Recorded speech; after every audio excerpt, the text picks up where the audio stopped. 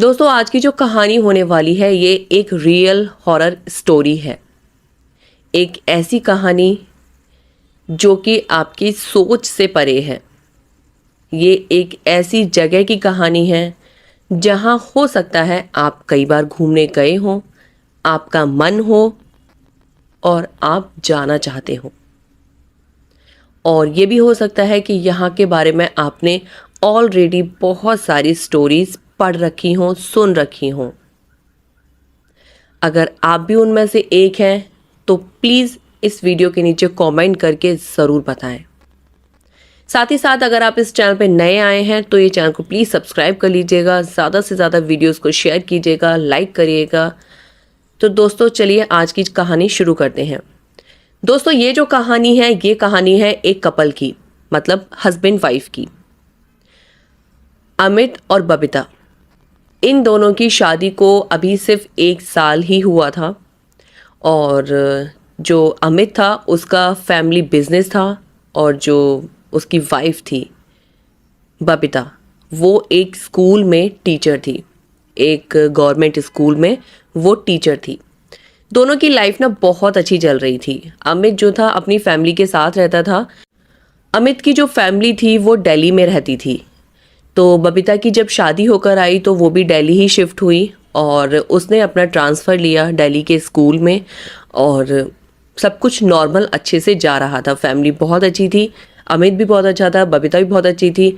दोनों अपने काम की वजह से एक दूसरे को थोड़ा थोड़ा टाइम नहीं दे पाते थे। बाकी दोनों के बीच में सब कुछ परफेक्ट था।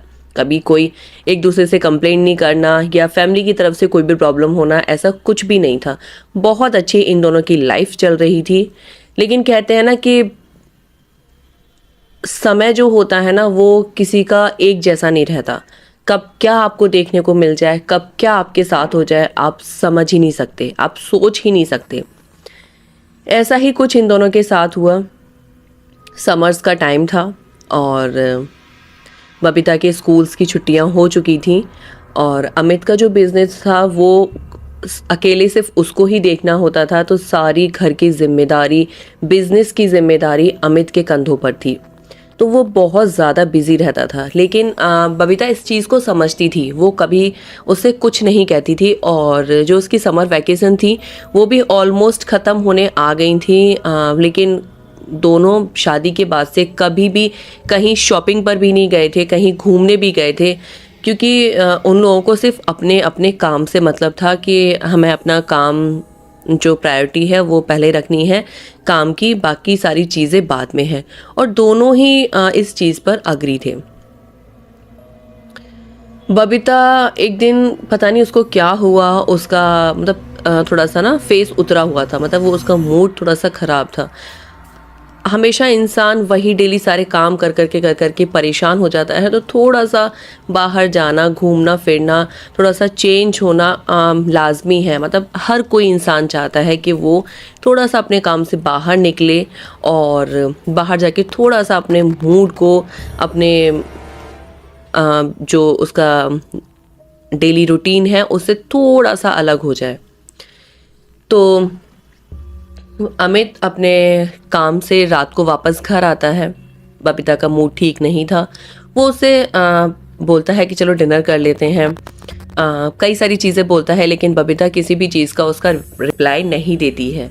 अमित को थोड़ा सा अजीब लगा। अमित पूछता है क्या बात है बबीता, कोई कुछ हुआ है क्या, कोई परेशानी है क्या, किसी ने कुछ कहा है क्या, तुम ऐसे क्यों रिएक्ट कर रही हो।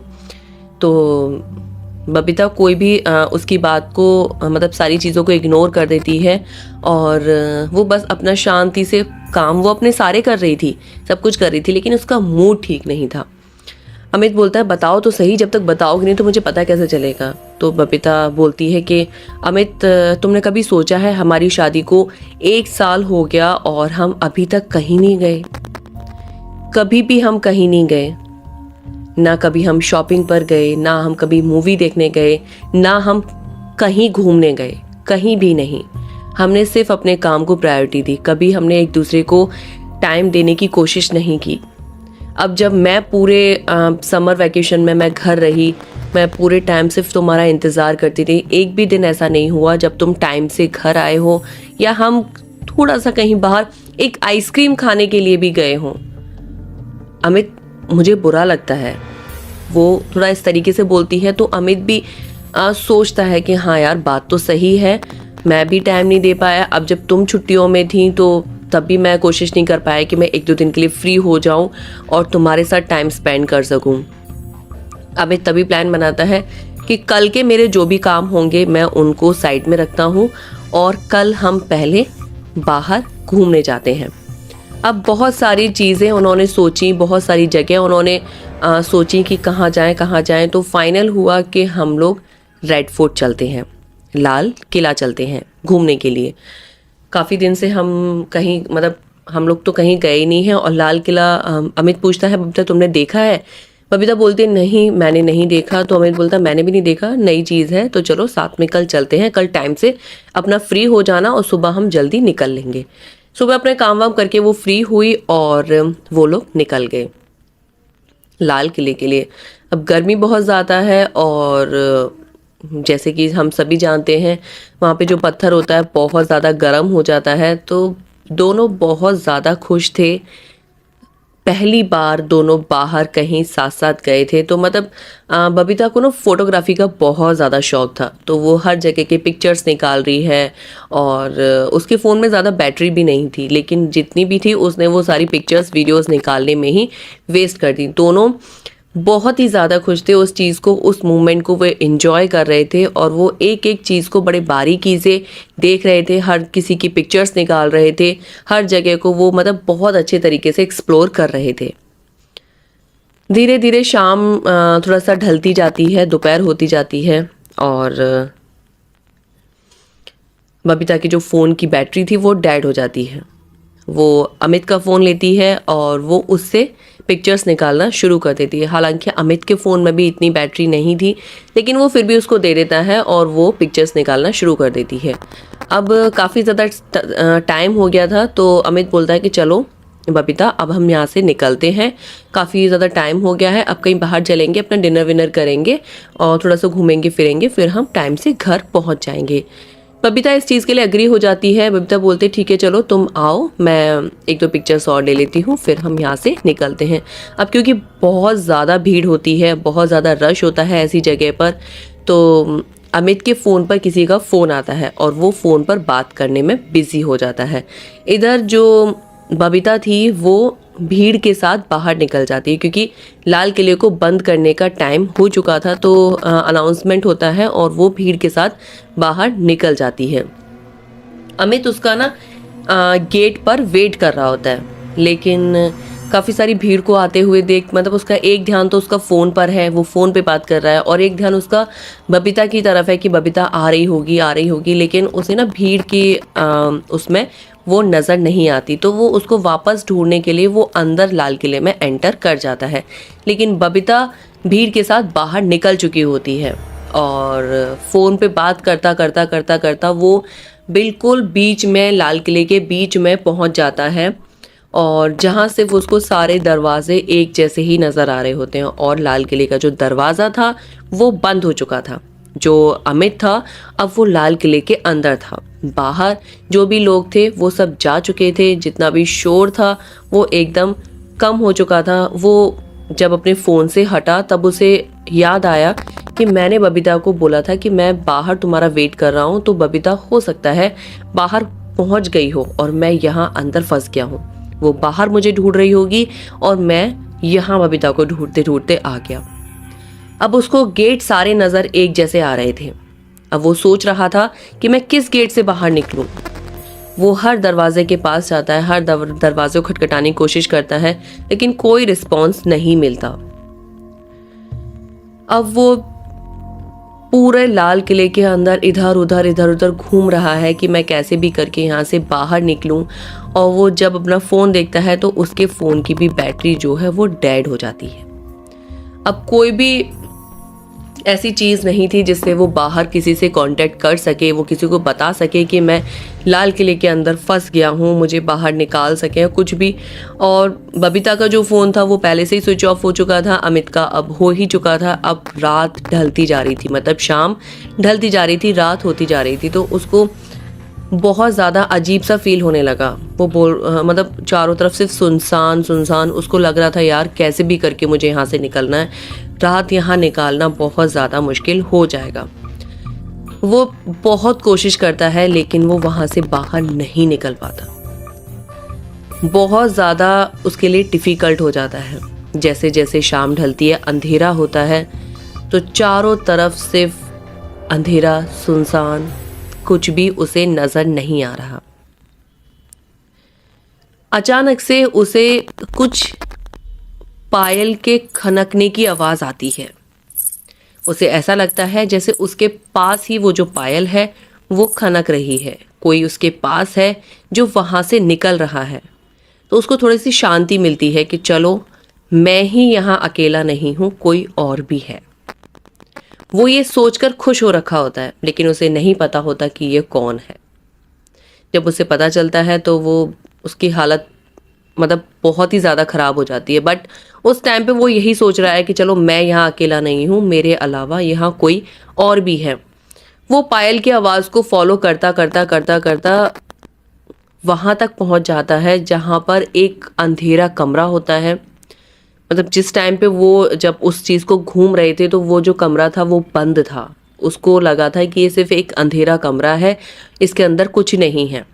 लेकिन उस टाइम से और अब के टाइम में कि वहाँ पर बहुत ज़्यादा लाइट्स, बहुत सारी लेडीज़, नाच गाना, गाना बजाना, ये सब चल रहा था वहाँ। और वो उस देखकर बहुत ज़्यादा खुश हो जाता है कि यहाँ सिर्फ मैं नहीं, यहाँ तो बहुत सारे लोग हैं, तो मुझे डरने की कोई ज़रूरत ही नहीं है। वो ये सोचकर खुश हो रखा होता है कि चलो यहाँ सिर्फ मैं नहीं हूँ, यहाँ बहुत सारे लोग हैं और मुझे अब डरने की कोई ज़रूरत नहीं है। देखता है वहाँ पे ना जितनी भी लेडीज़ थी वो बहुत ज़्यादा बुढ़ी थी। मतलब उनकी जो उम्र थी वो करीब 70 से 80 साल के बीच की थी।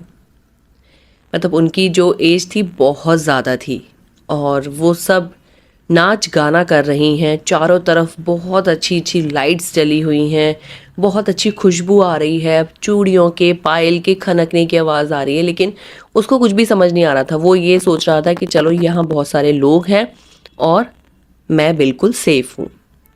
अचानक से वो वहाँ ये शांति से एक कॉर्नर से खड़े होकर देख रहा था कि उससे हाथ से कुछ सामान टकराता है और वो गिर जाता है। जब वो सामान गिर जाता है तो वो जितनी भी लेडीज़ थीं उनका नाचना गाना बंद हो जाता है और एकदम से सन्नाटा छा जाता है और वो सारी लेडीज़ पलट के उसकी तरफ देखती हैं। अमित उनसे माफ़ी मांगने की कोशिश करता है लेकिन उससे ही पहले वो देखता है कि वो जितनी भी लेडीज़ उसे देख रही थी पलटकर, उनकी आंखें नहीं थी। उनमें से किसी भी लेडीज़ की आंखें नहीं थी और ये देखकर वो बहुत ज़्यादा डर जाता है क्योंकि वो जो लेडीज़ थी वो बहुत ज़्यादा थी और सारी की सारी उसकी तरफ चलने लगती हैं। वो वहाँ से भागता है और भागता भागता लाल किले के बीच में पहुँच जाता है। अब वो इतना ज़्यादा डर चुका था, इतना ज़्यादा घबरा चुका था कि वो सोच रहा था कि मैं यहाँ से कैसे बाहर निकलूं और कैसे इन लेडीज से बचूं। जब वो वहाँ से निकलने के बारे में सोच रहा होता है, इतनी ही देर में उसके पास आवाज़ आती है किसी के ज़ोर से चीखने की, चिल्लाने की। मतलब वो आवाज़ ऐसी थी जैसे किसी ने उसको मारा हो तब इंसान की आवाज़ निकलती है ना, एग्जैक्टली वैसी आवाज़ थी वो। एग्जैक्ट वैसी आवाज़ थी जैसे किसी ने किसी के ऊपर हमला किया और वो एकदम से चीखा। वो सोच रहा होता है कि ये आवाज़ आई कहाँ से, लेकिन जैसे ही वो पीछे पलट के देखता है तो देखता है एक पिलर है और उसके पास एक आदमी लेटा हुआ है जो दर्द से करहा रहा है, जो दर्द से चिल्ला रहा है। वो भागता हुआ उस आदमी के पास जाता है, बोलता है क्या हुआ, क्यों चिल्ला रहे हो। वो आदमी उसको बोलता है कि ये अंग्रेज़ी सैनिक डेली आते हैं और मुझे यहाँ रोज़ मारते हैं, मुझे हर रोज़ ये मौत की नींद सुलाने की कोशिश करते हैं। अमित ये सुनता है और वो डर जाता है कि रोज़ मारते हैं, रोज आते हैं, जबकि उसे वहां कुछ भी नजर नहीं आ रहा होता। वो जब ये सोच रहा होता है, अचानक से वो आदमी खड़ा होता है और उसके कान पर बहुत तेज चिल्लाता है, बहुत तेज चिल्लाता है और वहां से भाग जाता है। वो ये देखकर अमित बहुत ज़्यादा डर जाता है, मतलब बहुत गंदी वाली उसकी हालत हो जाती है। वो सोचता है मैं यहाँ से निकलूँ कैसे, मेरी हेल्प भी कोई नहीं करने वाला। उसकी हालत बहुत ज़्यादा ख़राब होती है कि अचानक उसके पीछे से आके किसी ने उसके कंधे पर हाथ रखा। जैसे ही उस इंसान ने हाथ रखा, अमित डर की वजह से वहीं बैठ जाता है और गिड़गिड़ाने लगता है कि आंखें बंद करके प्लीज़ मुझे माफ़ कर दो, प्लीज़ मुझे माफ़ कर दो, मुझसे गलती हो गई, मैं आगे से यहाँ कभी नहीं आऊँगा, प्लीज़ मुझे बख्श दो। लेकिन पीछे से आवाज़ आती है, अमित मैं हूँ। अमित अचानक से आंखें खोलता है और पीछे पलट के देखता है तो वहाँ उसकी वाइफ थी, बबीता, और उसके साथ लाल किले के कुछ गार्ड।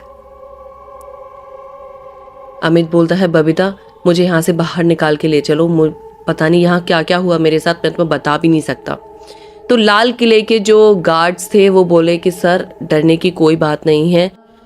तो अमित यही सोच रहा होता है कि उसके साथ ये सब कुछ क्या हो रहा है। तो वहाँ के जो गार्ड्स थे, जो केयर टेकर थे, वो अमित को बोलते हैं कि सर ऐसा मत सोचिए कि ये जो कुछ भी हुआ है ये सिर्फ आपके साथ हुआ है। जो यहाँ पे पहले केयर टेकर था, जो यहाँ की रखवाली करता था, उसने भी कई बार ये सारी चीज़ें बताई थी कि जब भी वो थर्सडे के दिन, गुरुवार के दिन यहाँ पे आता था, तब उसे यहाँ पर 2 लोगों की आत्माएं घूमती हुई नज़र आती थी और कभी कभी उसे यहाँ पर घुंघरुओं की आवाज़ भी नज़र आती थी, मतलब सुनाई देती थी। और जब वो यहाँ से निकलने की कोशिश करता था तो वो निकल नहीं पाता था, मतलब उसके हाथ पैर ऐसे बंध जाते थे, ऐसा हो जाता था, ऐसे स्टक हो जाता था कि वो कितना भी कोशिश कर ले लेकिन वो यहाँ से जा नहीं पाता था। और जब धीरे धीरे ये सारी चीज़ें बाहर आईं तो यहाँ पर बहुत सारे फोटोग्राफर्स आए, उन्होंने बहुत सारी तस्वीरें निकालने की कोशिश करी, यहाँ पे रिसर्च करने की कोशिश करी, तो उन्होंने बहुत सारी पिक्चर्स में, वीडियोस में पाया कि हाँ वाकई वहाँ कुछ था, कुछ ऐसा जिस पर विश्वास करना नामुमकिन था। तो दोस्तों, लाल किला हमारे देश की एक ऐसी जगह है जहां पर बहुत सारे टूरिस्ट पहुंचते हैं, लेकिन टूरिस्ट का भी एक टाइम होता है और जब वो पूरी तरह खाली होता है तो वहां पर बसेरा हो जाता है भूतों का, सन्नाटे का। तो दोस्तों, ये थी आज की कहानी। आई होप आपको अच्छी लगी हो तो प्लीज़ वीडियो को लाइक करिएगा, चैनल को सब्सक्राइब करिएगा। मिलते हैं हम आपसे एक और नई हॉरर स्टोरी के साथ। तब तक के लिए नमस्कार दोस्तों।